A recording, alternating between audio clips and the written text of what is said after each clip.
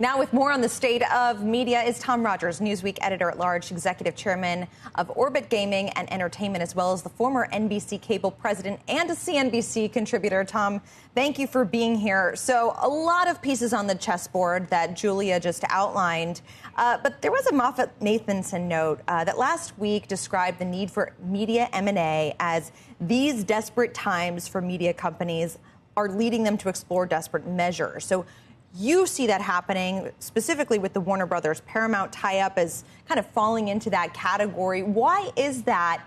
And if these mergers do ultimately take place, does scale achieve what they're hoping to kind of solve for in these desperate times? Well, thanks for having me. Happy holidays. I think the answer to that question is, in the short term, this is a very tough thing to have these companies engage in. They'd be doubling down in decline. They have struggling core legacy businesses. The streaming businesses aren't doing well. And having said that, the status quo is not a good answer, so they need a better answer. And the question is, are these possible merger a better answer? Certainly, there's a ton of cost synergy here between Warner Brothers Discovery and Paramount. There'd be a reason for Warner Brothers to want to strengthen its sports play. One, getting a broadcast network. Two, getting the NFL rights.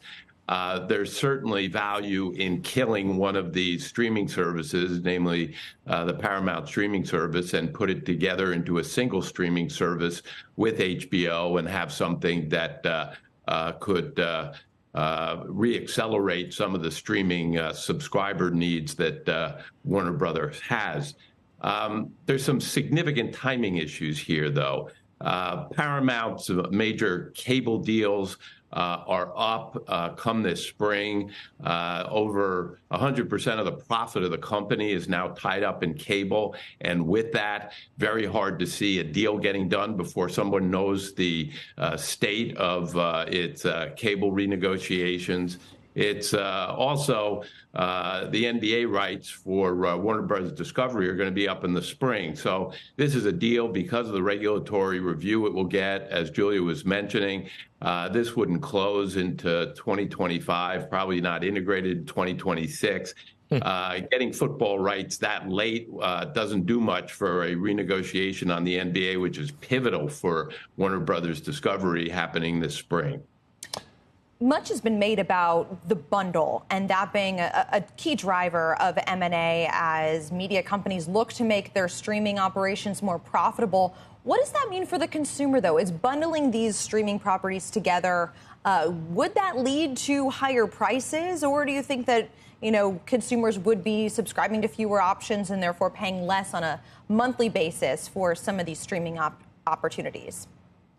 Well, near term, it looks like a way for consumers to get a lot of channels much cheaper. Verizon already has put out a Netflix Max bundle for $10, and there's a opportunity also from Verizon to get the 3 Disney services for $10. So 5 services there for $20.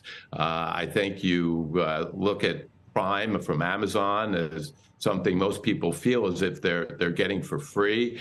There's talk between Paramount and Apple about a bundle there.